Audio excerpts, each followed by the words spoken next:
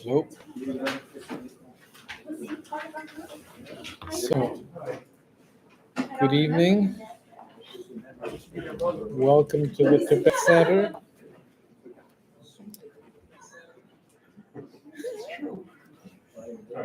Hello, Darren.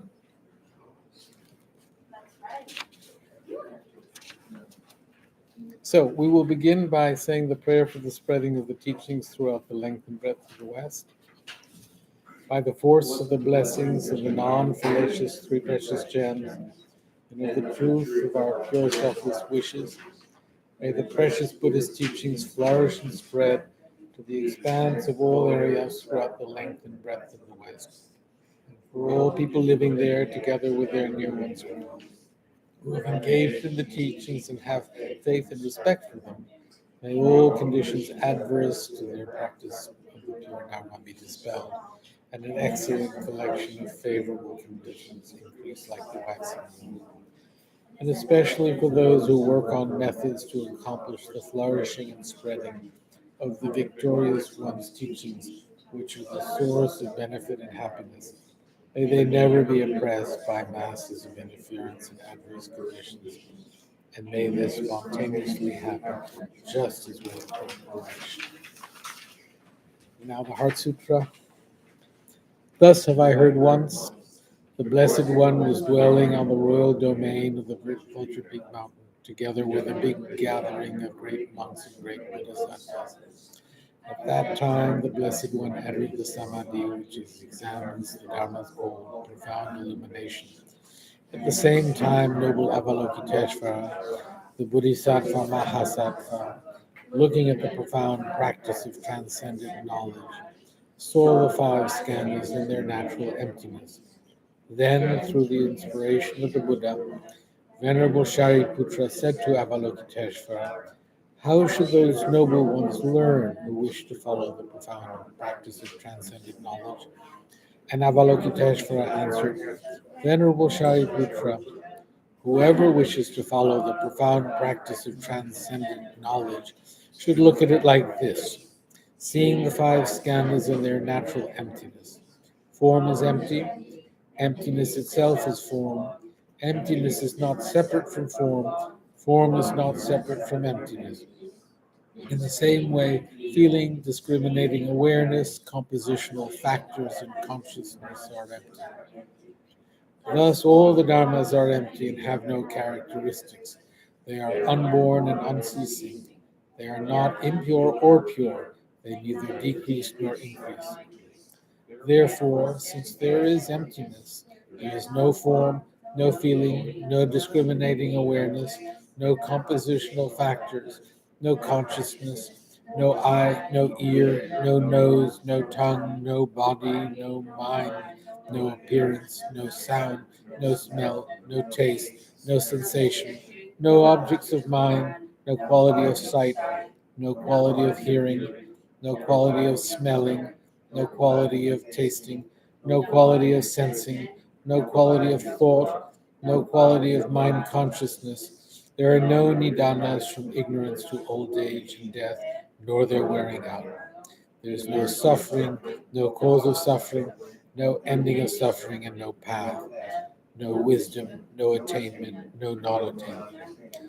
Therefore, since there is no attainment, the Bodhisattvas abide by means of transcendent knowledge. And since there is no obscurity of mind, they have no fear. They transcend falsity and pass beyond the bounds of sorrow. All the Buddhas who dwell in the past, present, and future, by means of transcendent knowledge, fully and clearly awaken to unsurpassed, true, complete enlightenment.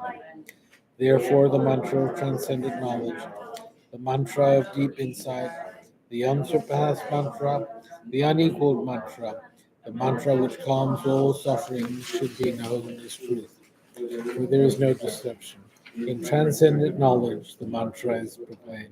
Tadyata Om Gate Gate Paragate Parasamgate Bodhiswaha.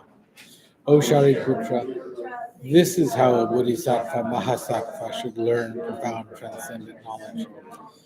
Then the Blessed One arose from that samadhi and praise the Bodhisattva Mahasattva Avalokiteshvara, saying, Good, good, O son of noble family, profound transcendent knowledge should be practiced just as you have taught, and the Tathagatas will rejoice. When the Blessed One had said this, Shariputra and Avalokiteshvara, that whole gathering with the world, with the gods, humans, asuras, and Gandharvas, their hearts full of joy, praised the Lord. Now the generation of Bodhicitta. With the wish to free all beings, I shall always go for refuge to the Buddha, Dharma, and Sangha until I reach full enlightenment. Inspired by wisdom and compassion, today in the Buddha's presence, I generate the mind intent on full awakening for the benefit of all sentient beings. As long as space endures, as long as sentient beings remain, until then may I too remain to dispel the miseries of the world. With a wish to free all beings, I shall always go for refuge to the Buddha, Dharma, and Sangha until I reach full enlightenment. Inspired by wisdom and compassion, today in the Buddha's presence, I generate the mind intent on full awakening for the benefit of all sentient beings. As long as space endures, as long as sentient beings remain, until then may I too remain to dispel the miseries of the world. With a wish to free all beings, I shall always go for refuge to the Buddha, Dharma, and Sangha until I reach full enlightenment. Inspired by wisdom and compassion, today in the Buddha's presence, I generate the mind intent on full awakening for the benefit of all sentient beings. As long as space endures, as long as sentient beings remain, until then may I too remain to dispel the miseries of the world.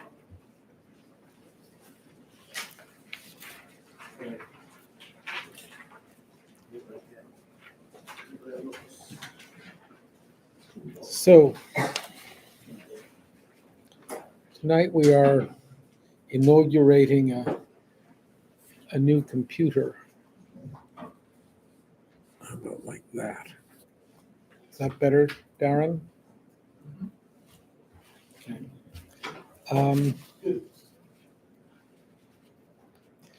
So, for the past few weeks, we have been discussing identifying the object to be negated when meditating on emptiness. And I don't know whether this is, are you happy with that? It's sort of intense. And I feel that we've even gotten lost as Tsongkhapa emphasizes just what the object is and just, but I, thank you. Plant-based energy drink. Yeah, I'm lagging a little bit, I think. Sorry? Give you a double espresso. Thank you. So,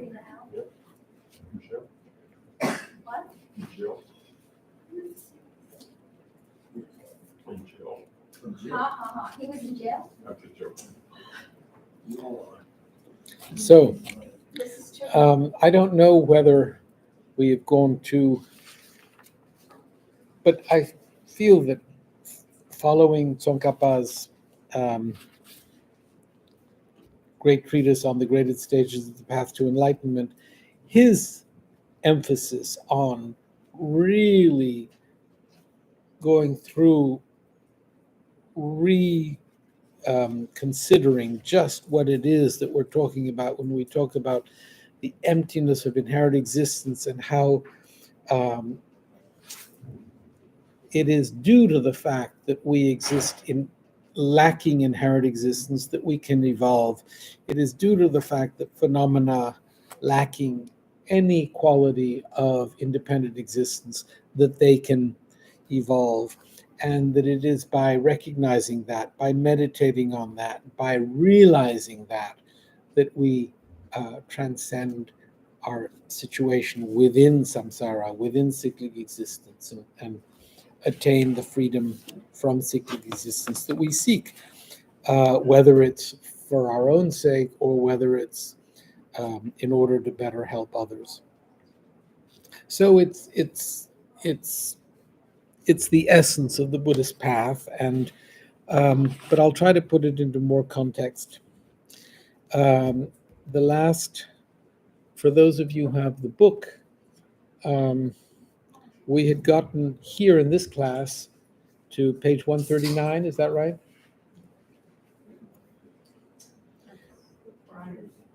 How those systems contradict this distinguishing feature of Madhyamika.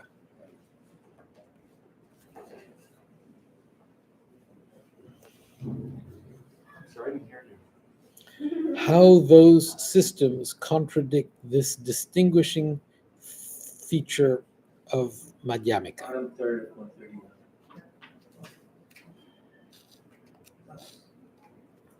So thus, the system of Nagarjuna, the protector, is that phenomena do not have even a particle of essential or intrinsic nature.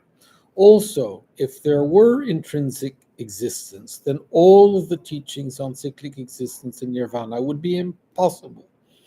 Since it is inappropriate not to give those teachings, all the teachings on bondage, freedom, etc., should be set forth. Thus, you definitely must assert the absence of intrinsic existence. However, you misinterpreters of Madhyamika seem to say, as things have no essential or intrinsic nature, then what else is there? Therefore, it is not necessary to add a qualification such as ultimate when refuting bondage, freedom, production, cessation. So you don't have to say that things lack ultimate existence. They lack inherent existence when they are refuted by arguments that refute intrinsic existence.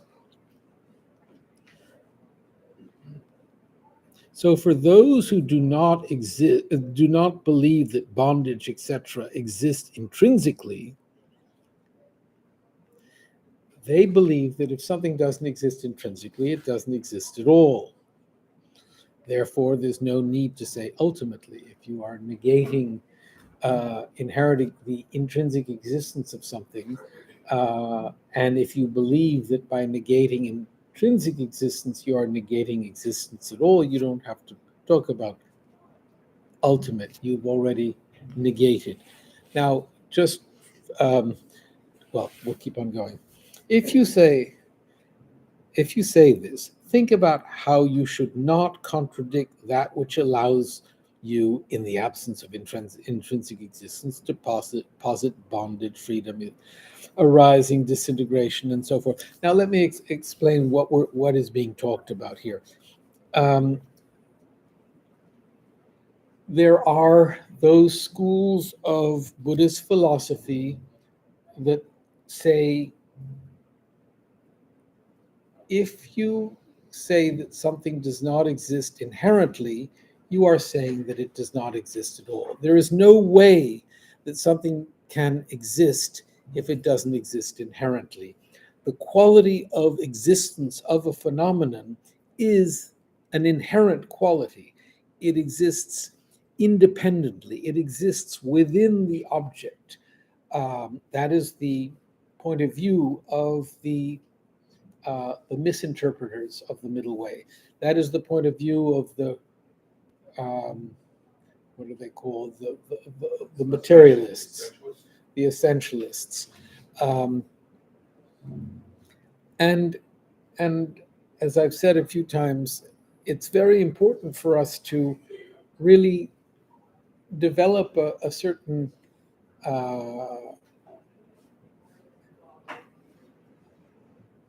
we should understand that this is the way we actually perceive things. It's very easy to study this and say, well, what fools to think that if something exists inherently, if something does not exist inherently, how could it exist at all? The way we perceive of each other, the way we think of ourselves, the way we our interaction with phenomena naturally attributes a quality of existence to that which we see around us, those whom we see around us, as having this quality of existence from their own side. We, when we look at each other, we consider that that each of us has some kind of independent existence, that there's a quality of unique independence that exists there. That's how we see things, and um, I've said this before, but as we so that quality of intrinsic existence, inherent existence, independent existence, existence from the side of the object, however we see it, that quality um, is the object to be negated, is what we're talking about in terms of a meditator trying to identify that which he or she must uh, come to realize does not exist. But in order to come to realize that it does not exist, we have to come to understand just what it is that we're talking about. We have to really develop a certain familiarity with the way we apprehend it in phenomena. Um, I have this. There's this new ThinkPad. ThinkPad. It has an Intel Core i7 in it. There are all sorts of qualities that when I see this brand spanking new computer in front of me, it has a quality of existence there that I consider to have to be there with a quality of inherent existence, independent existence. It's there.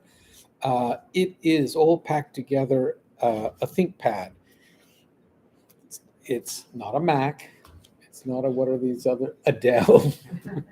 It's not any of these things. It's a ThinkPad, and that ThinkPadness is right there. Quality. We paid for it, and yet all the things that I was talking about, this Intel um, Core i7 and all the elements that it is made up of um, are all the parts upon which I, as I view this, say, "Oh, that's a ThinkPad."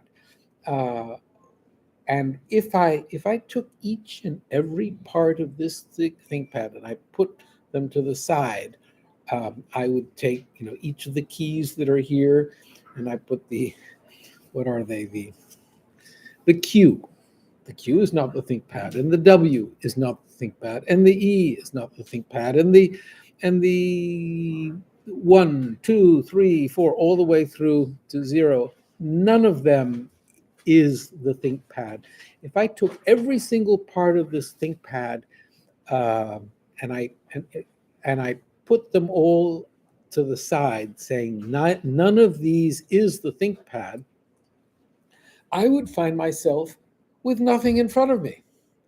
And I would say, but the ThinkPad was there, and I remove all these parts, then what's the ThinkPad?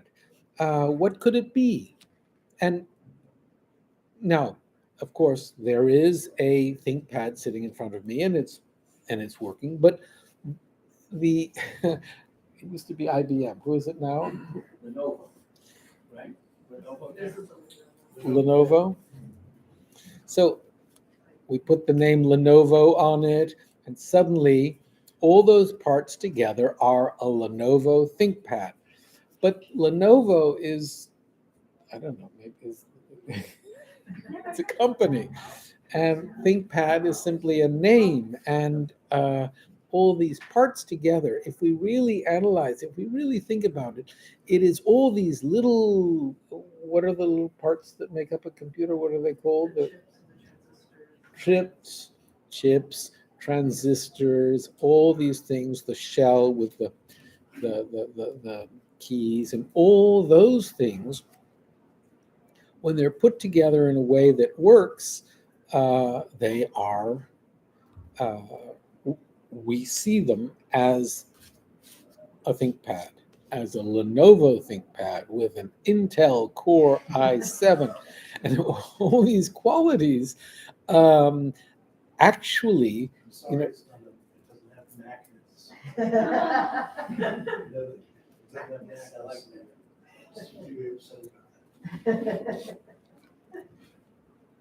you mean Macs exist inherently and this one doesn't? Yes. Is that- Pretty much. It's very good. So the fact that when we put all these parts together, we attribute, we name it, whether it's the company that names it and we agree with the name that they've given to it, but it's a ThinkPad. That ThinkPad, and the quality of the ThinkPad, this quality that we attribute an inherentness to, the Intel Core i7. I must admit, I have no idea what Intel i7 actually means. However, I sort of feel that it must be important because they left the little tag on, and that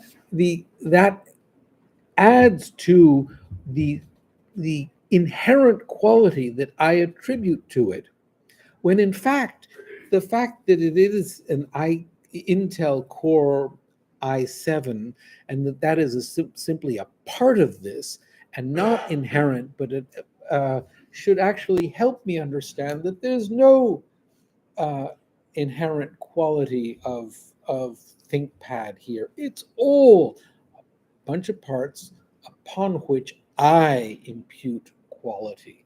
The imputation of quality comes totally from my side. Gosh, I'm going to get drunk.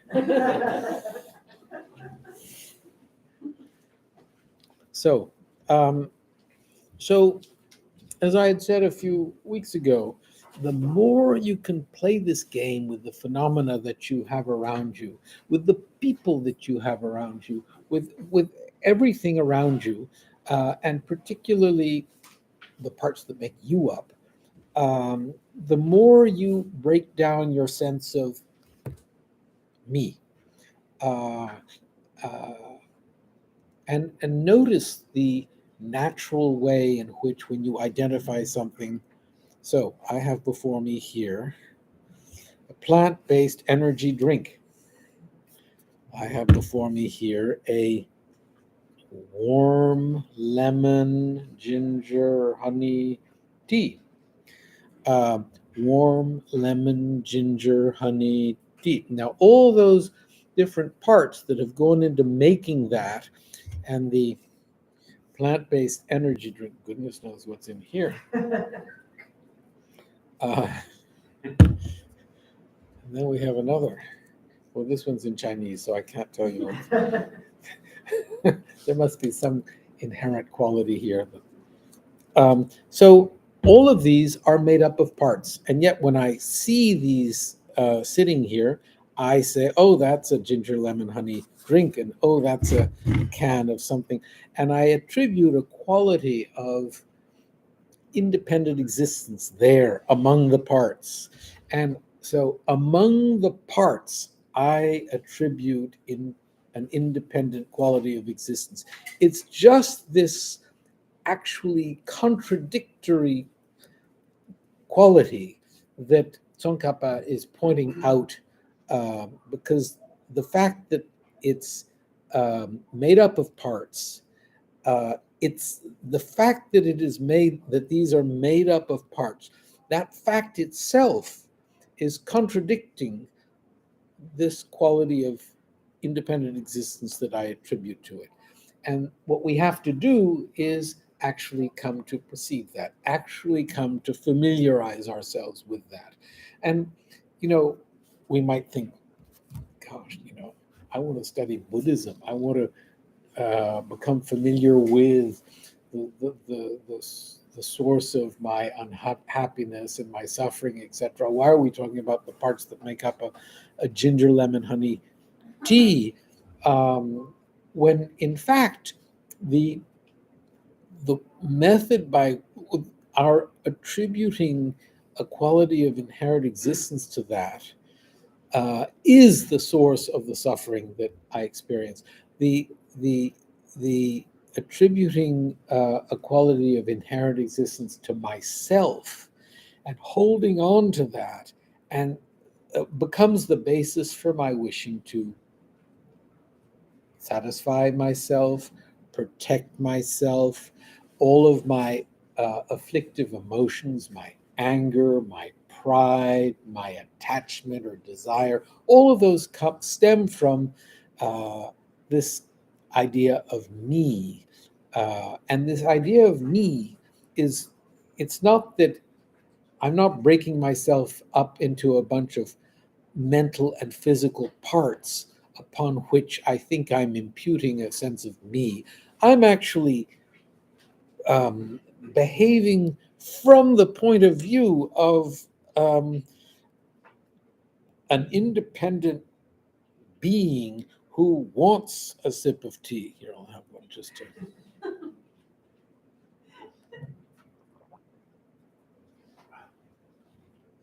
It's very good. I think there might be a little independent existence there.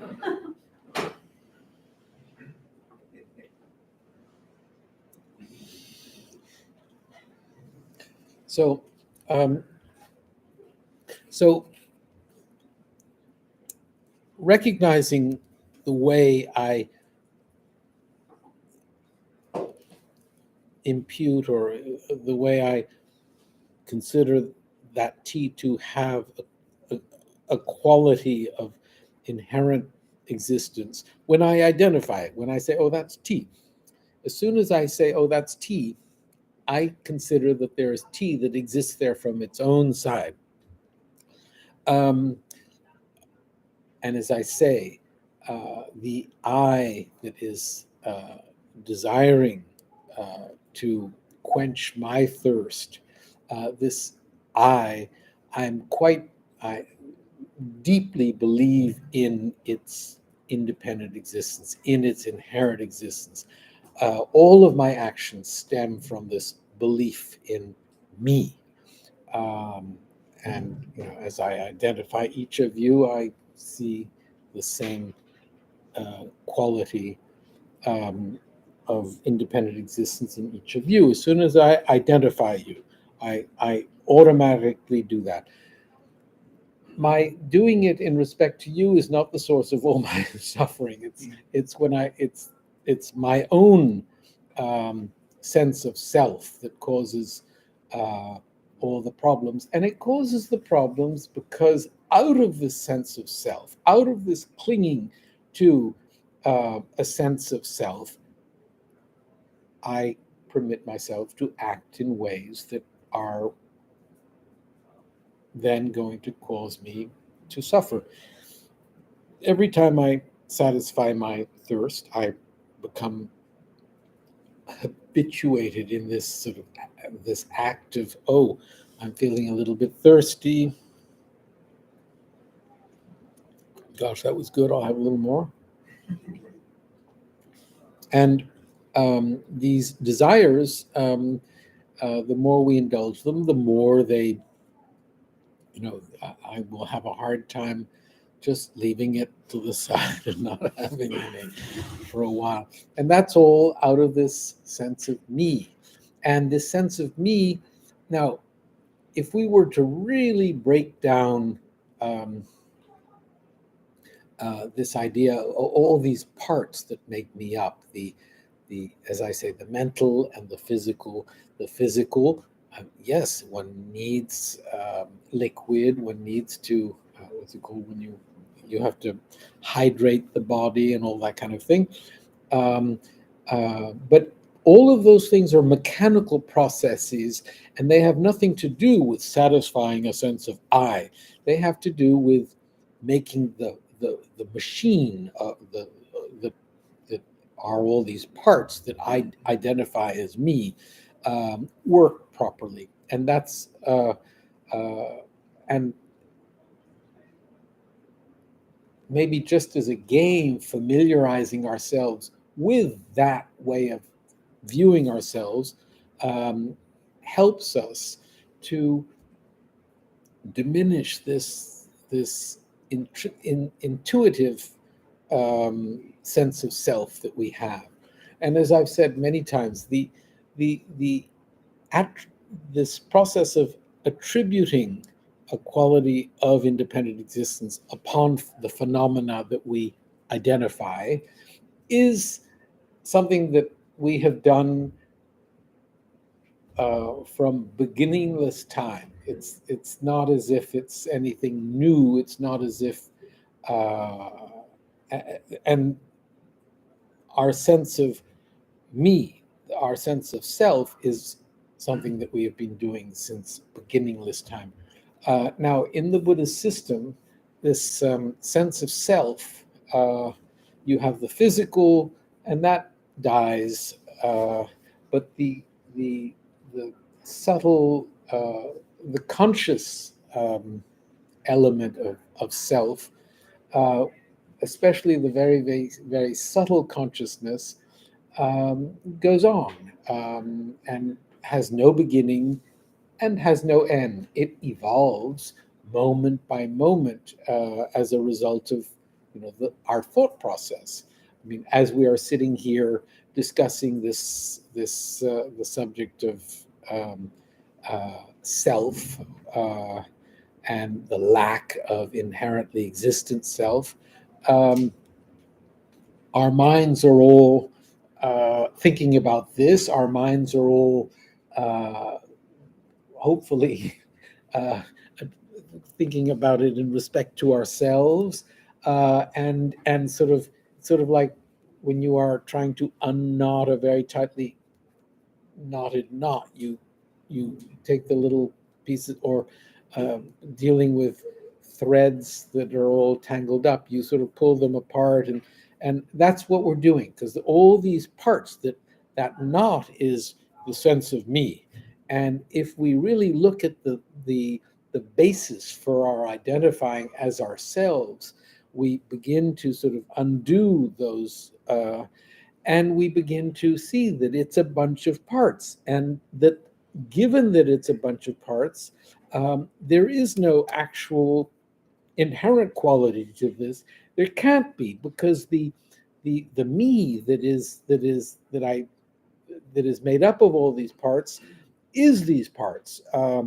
And if we logically think about it, which is what a meditator should do, we can think, so if I exist inherently and I'm made up of all these parts, then I have to either be one with these parts, or I would have to be separate from the parts. And if I'm one with these parts, if I exist inherently, if phenomena exist intrinsically or inherently or independently, if I am one with the parts, then I would have to be one with the parts. They couldn't be parts. It would all have to be one.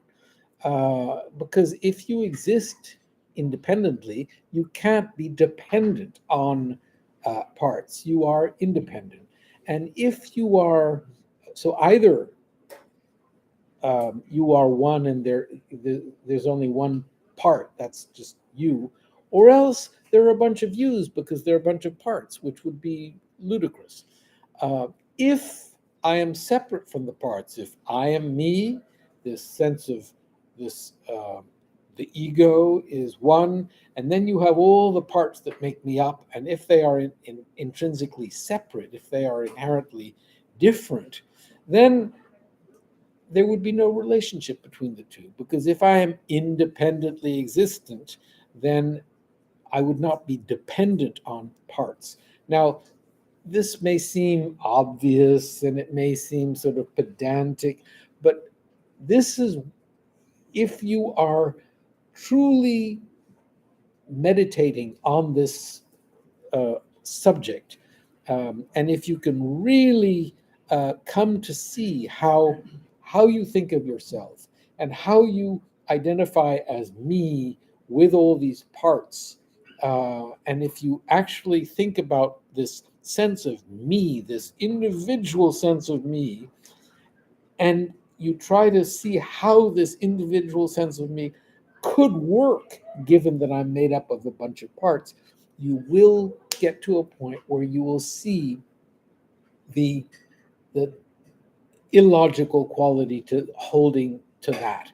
And that will begin to make you, it'll challenge your instinctual belief in your independent existence. And that's what a meditator does.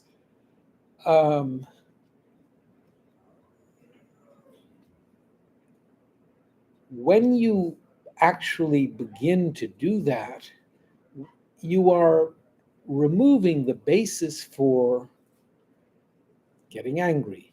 You are removing the basis for pride. You are removing the basis for attachment or desire. You are suddenly all these things that revolve around my sense of me. When you see that there is no me, because there can't be, because I'm made up of a bunch of parts, and I'm nothing more than a bunch of parts. That whole those instinctual um, actions that satisfy me and protect me dissolve. They have no basis. Now, this is not, I don't want you to think that this is something we can go home and do and, oh, we will suddenly not be attached. It's something that takes, so how long does it take? 3 incalculable eons to become a fully enlightened Buddha. But a long, long, long, long, many, many, many, many, many, many, many, many, many lifetimes of work on this. And as you've just said, if the motivation is to attain the full enlightenment of a Buddha in order to help others, then from the moment that you have that aspiration to attain full enlightenment, to benefit others, in other words, from when you generate bodhicitta, it takes 3 incalculable eons. Now, we shouldn't despair. We should not say, my goodness, that's ridiculous. There's no way I can do that. On the contrary, we should uh, uh, get involved in this process of understanding, of dismantling, of diminishing our sort of clinging to a sense of self, step by step by step. With, we should think, I'm working on it this lifetime. I would like to continue working on it in the next life. When we say this prayer, the generation of bodhicitta, we say, inspired by wisdom and compassion, today in the Buddha's presence, I generate the mind intent on full awakening for the benefit of all sentient beings. That's a vow. That is a commitment. That commitment remains until we actually attain that. So that's a commitment that we are making, not just to devote ourselves to this in this life. It's a commitment that we devote ourselves to until we actually attain the goal. So in our practice, working as we are towards dissolving our sense of self, towards recognizing how we are but a bunch of parts upon which we impute a sense of self. This work is something that we have to wish to continue with over many, many, many, many lifetimes. And I think that we can, I think that if we are aware of what the commitment is, then that in itself will help us maintain that enthusiasm as we go through our lives. And it's particularly important as we get older and as we approach death to really think of uh, uh, a wish to continue, a wish to have this seeking for truth go on into the next life. It's not okay. This life I've devoted. Next life I'm going to have a good time. No, this is we have to really set our motive not just towards being able to work on it in our next life, but towards being able to work on this life after life until I attain a state of Buddhahood where I can benefit all sentient beings. That aspiration is important, and that's why, as long as space endures, as long as sentient beings remain, until then may I too remain to dispel the miseries of the world. So that commitment that we make when we generate bodhicitta is not just to work in this life, but to continue working as long as sentient beings remain. Sentient beings being those afflicted with suffering. In other words, a Buddha is not a sentient being. A Buddha has gone beyond the state of sentient being and freed himself or herself of the afflictions and the predisposition towards those afflictions. So What happens to his mental continuum? continues. Just Pure. continues as this enlightened being where he sees nothing in an afflicted way. Just Sees nothing and he sees, sees both simultaneously. but I can't really tell you. I mean, that's what we are taught.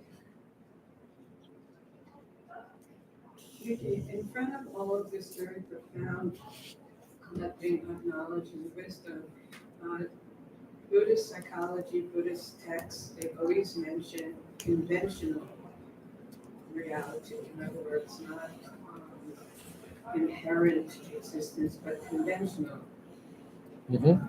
everything. So that's part of the language too, right? So everything we're talking about, this is conventionally existent T. This computer is a conventionally existent computer. The ultimate, there is no ultimately existent computer. It exists conventionally. All the phenomena that we experience exist merely conventionally, not in the ultimate sense that we believe phenomena to exist. So that conventional existence is the way things actually exist, made up of parts upon which we impute a name or a concept or whatever. Yeah, is that clear? Yeah, it's just that wherever I'm reading in Buddhist texts, I always see the word conventional versus super ultimate truth, but conventional truth meaning that is a computer, that is a table, these are my shoes. That the names of things are to help you understand more, right? Yes, but we have to understand why phenomena don't exist ultimately. They merely exist conventionally.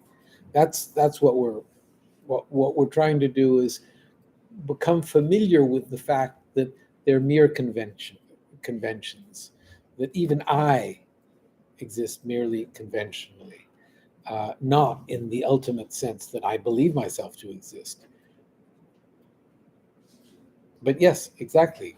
I exist, phenomena exist conventionally.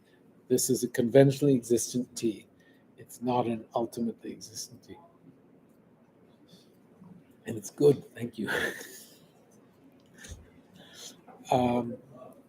Nikki, how long can you Sorry? How long is an eon? So you have two kinds of eons. You have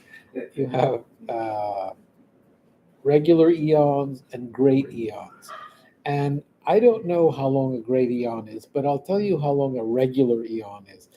They say that if you make a hole 500 meters by 500 meters and 500 meters deep, and you fill it with the hairs from shaving the head of a monk. So it's totally full of these little hair particles. And every 100 years, you throw out one hair particle. When it's empty, one eon is gone. That's a little eon. That's not a great eon. So 3 great eons. And I don't know how many little eons make a great eon, but so we have a long way to go.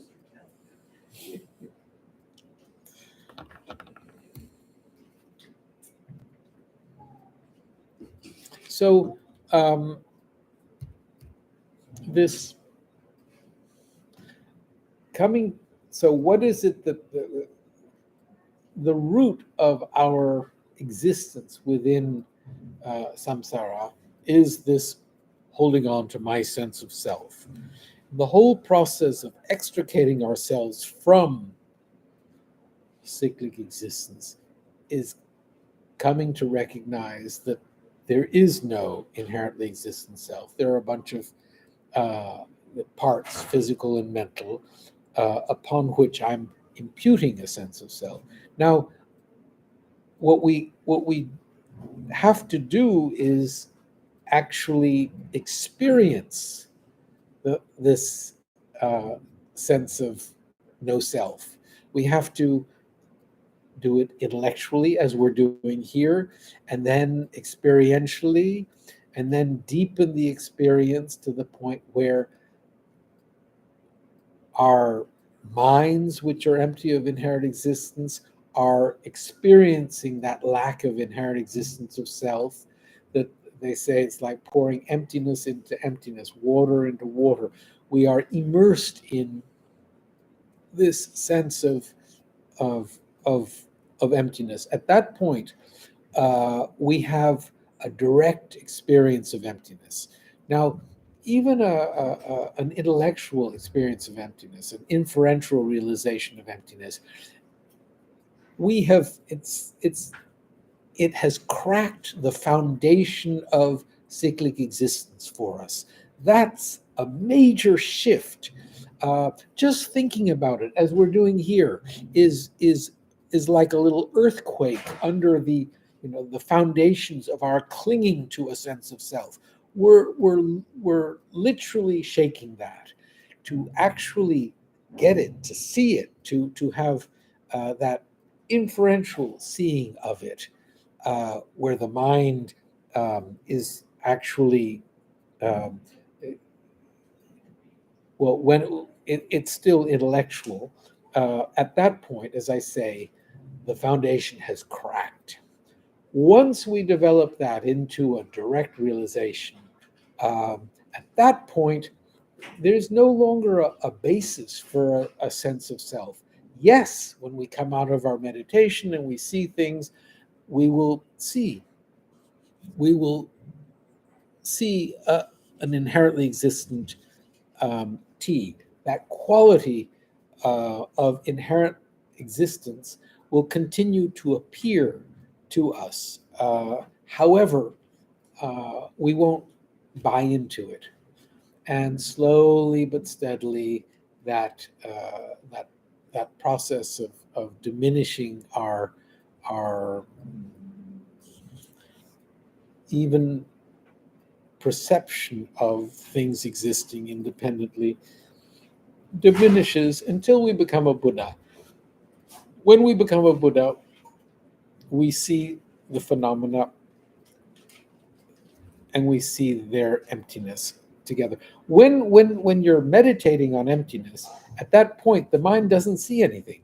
The mind is so focused on looking for that intrinsic existence of a phenomenon.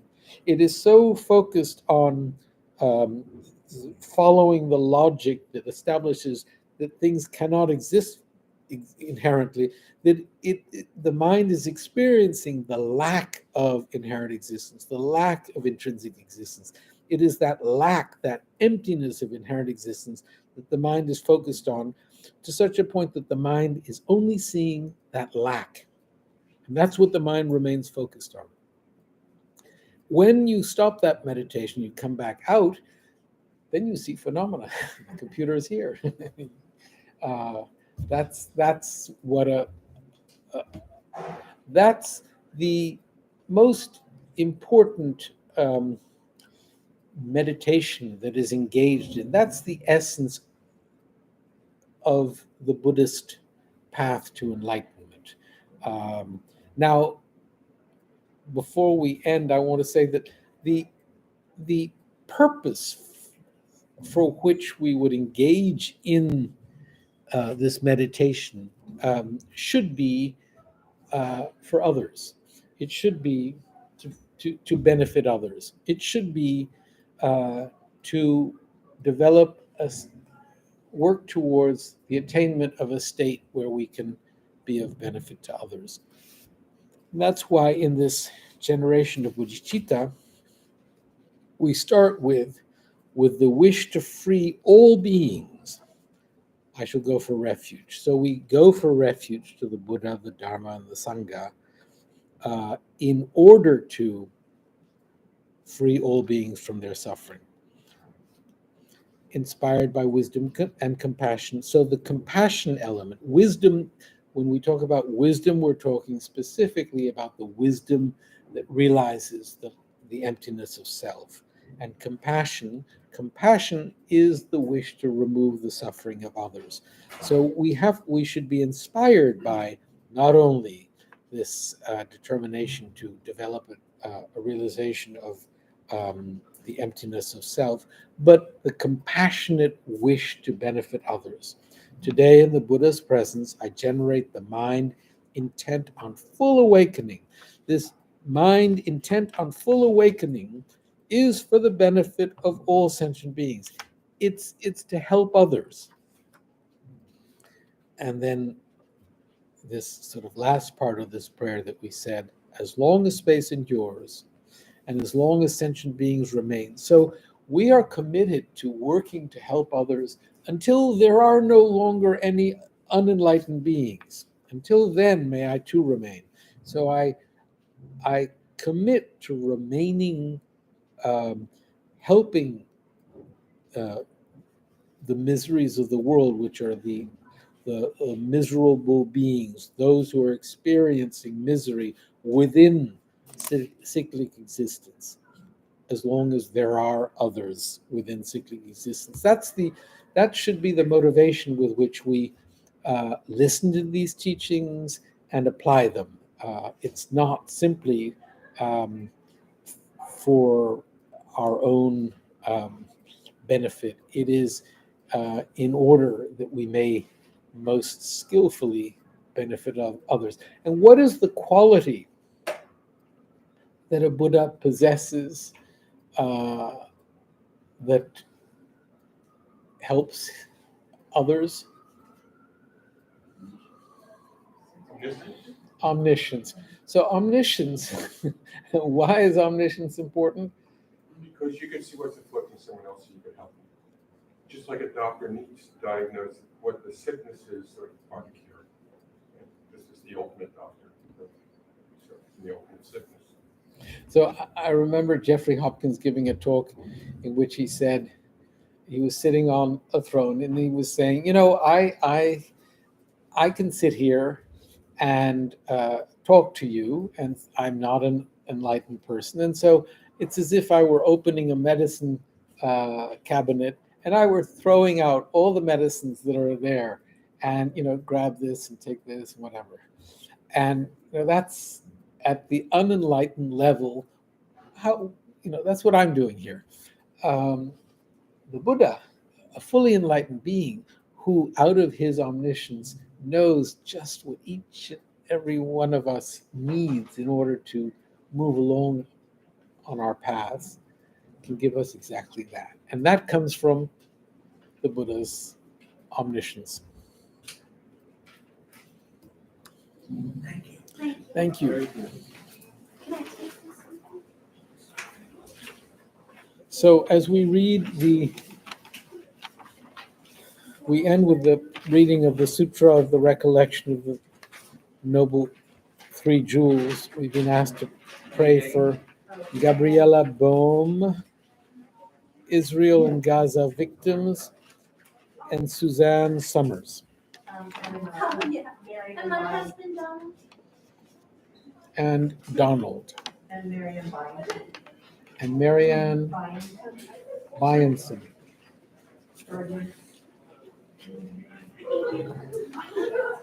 So I prostrate to the omniscient one, the Buddha, Bhagavat Tathagata Arhat Samyak Sambuddha, the learned and virtuous one, the Sugata, the knower of the world, the charioteer and tamer of beings, the unsurpassable one, the teacher of devas and humans, is the Buddha Bhagavat.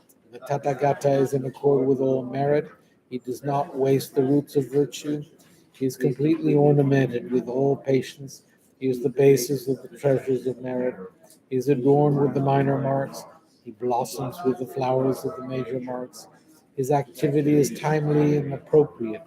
Seeing him, he is without disharmony. He brings true joy to those who long with faith. His knowledge cannot be overpowered. His strength cannot be challenged. He is the teacher of all sentient beings. He is the father of bodhisattvas. He is the king of noble ones. He is the guide of those who journey to the city of nirvana. He possesses immeasurable wisdom. He possesses inconceivable confidence. His speech is completely pure. His melody is pleasing. One never has enough of seeing him. His form is incomparable. He is not stained by the realm of desire. He is not stained by the realm of form. He is not affected by the formless realm. He is completely liberated from suffering.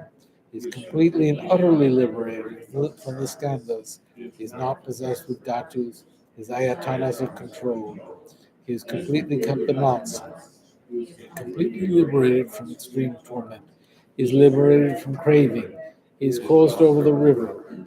He is perfected in all the wisdoms. He abides in the wisdom of the Buddha Bhagavat, who arise in the past, present, and future. He does not abide in nirvana. He abides in the ultimate perfection.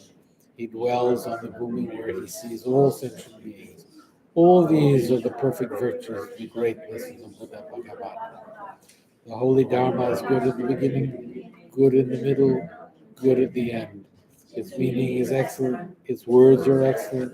It is uncorrupted. It is completely perfect and completely pure. It completely purifies. The Bhagavat teaches the Dharma well. It brings complete vision. It is free from sickness. It is always timely. It directs one further. Seeing it fulfills one's purpose. It brings discriminating insight for the wise. The Dharma, which is taught by the Bhagavat, is revealed properly in the Vinaya. It is renunciation. It causes one to arrive at perfect enlightenment. It is without contradiction. It is pithy. It is trustworthy and puts an end to the journey. As for the Sangha, the great Jnana, they enter completely, they enter insightfully, they enter straightforwardly, they enter harmoniously. They are worthy of veneration with joined palms. They are worthy of receiving prostration. They are a field of glorious merit. They are completely capable of receiving all gifts. They are an object of generosity. They are a great object of complete generosity. The protector who possesses great kindness, the omniscient teacher, the basis of the oceans of merit and virtue, I prostrate to the Tathagata. Pure, the cause of freedom from passion, virtuous, liberating from the lower realms. This alone is the supreme ultimate truth. I prostrate to the Dharma, which is peace. Having been liberated, they show the path for liberation. They are fully dedicated to the disciplines. They are a holy field of merit and possess virtue. I prostrate to the Sangha. I prostrate to the Buddha, the leader. I prostrate to the Dharma, the protector. I prostrate to the Sangha, the community. I prostrate respectfully to all. The Buddha's virtues are inconceivable. The Dharma's virtues are inconceivable. The Sangha's virtues are inconceivable. Having faith in these inconceivables, therefore, may they be born in a completely pure and So, tomorrow evening we have class in New Jersey. It's also online, but you're welcome to come to 502 North Ridgewood Road, South Orange, New Jersey. And on Saturday, we have the recitation of the White Tara Sadhana. And that's also in New Jersey. And you're all welcome at 1 o'clock. Thank you very much. Thank you very much. You walk by the number 6. Let's take You walk by the number 6. Right on my